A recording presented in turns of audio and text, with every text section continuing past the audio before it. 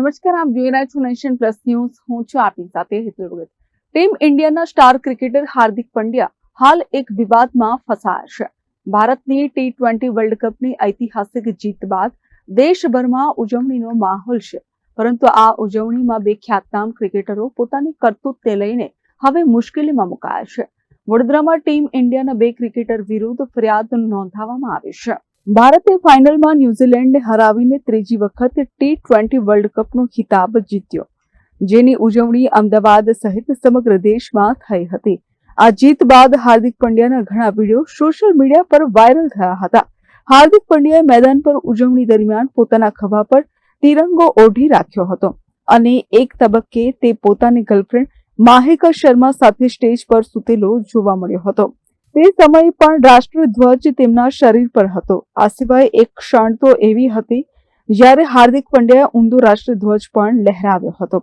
આ દરમિયાન બીજી તરફ ક્રિકેટર ઈશાન કિશન પણ તેની ગર્લફ્રેન્ડ અદિતિ હુંડિયા સાથે જાહેરમાં ન કરી શકાય એવું કૃત્ય કરતો નજરે પડ્યો હતો. આ સમયે ઈશાન કિશન રાષ્ટ્રધ્વજ સાથે હતો. આ બંને ક્રિકેટરો દ્વારા જાહેરમાં રાષ્ટ્રધ્વજના અપમાન જેવી કરતૂતને લઈને વડોદરાના રાજેશ કુમાર ગોયલ અને શૈલેષ શુક્લ જેવા સામાજિક કાર્યકરો કારેલીબાગ પોલીસ સ્ટેશન પહોંચ્યા હતા.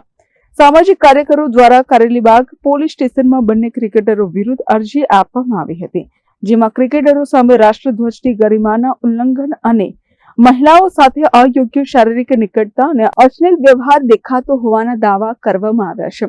ફરિયાદી આ મામલે prevention of insults to national honour act અને ભારતીય ન્યાય સંહિતાની વિવિધ કલમો હેઠળ FIR નોંધી કડક કાર્યવાહી કરવાની માંગ કરી છે. હાર્દિક પંડ્યા અને ઈશાન કિશન વિરુદ્ધ ફરિયાદ કરવા આવ્યા છીએ.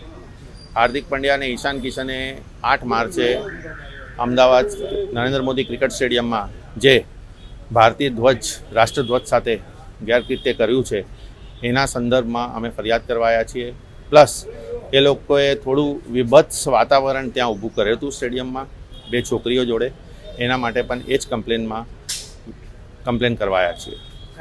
રાષ્ટ્રધ્વજનું અપમાન થયું છે, એ કોઈ ભારતીય સહન ના કરી શકે. એના હિસાબે અમે મારું કારેલીબાગ વિસ્તારનું એડ્રેસ છે, એટલે હું કારેલીબાગ પોલીસ સ્ટેશનમાં આવ્યો છું. મને એવું કહેવામાં આવ્યું કે તમે અમદાવાદ જઈને કરો, પણ એક વસ્તુ છે, હું ભારતીય નાગરિક છું. ભારતનું સંવિધાન બધા પર લાગુ છે.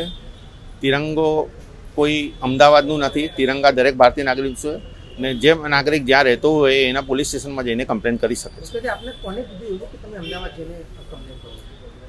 સાહેબે કીધું કે અમદાવાદમાં તમારે કરવું જોઈએ.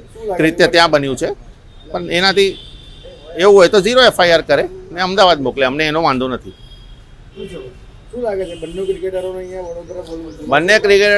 બંને ક્રિકેટરો અને બંને સ્ત્રીઓ જેના જોડે આવું વિભત્સ વર્તન કરવામાં આવ્યું છે એમ ચારેને વડોદરા બોલાવવામાં આવવું જ જોઈએ ને આવશે.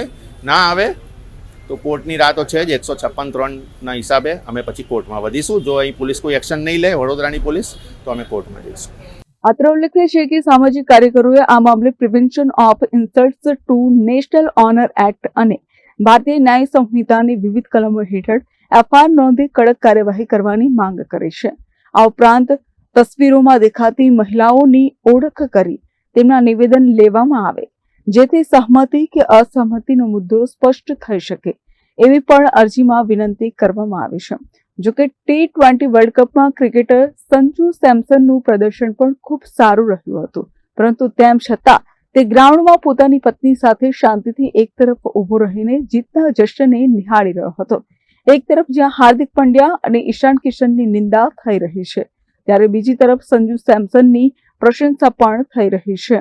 જ્યારે તમે જાહેર જીવનમાં છો તો જાહેરમાં કેવી રીતે વર્તન કરવું જોઈએ એના પાઠ બંને ક્રિકેટરોએ સંજુ સેમસન પાસેથી ભણવા જોઈએ.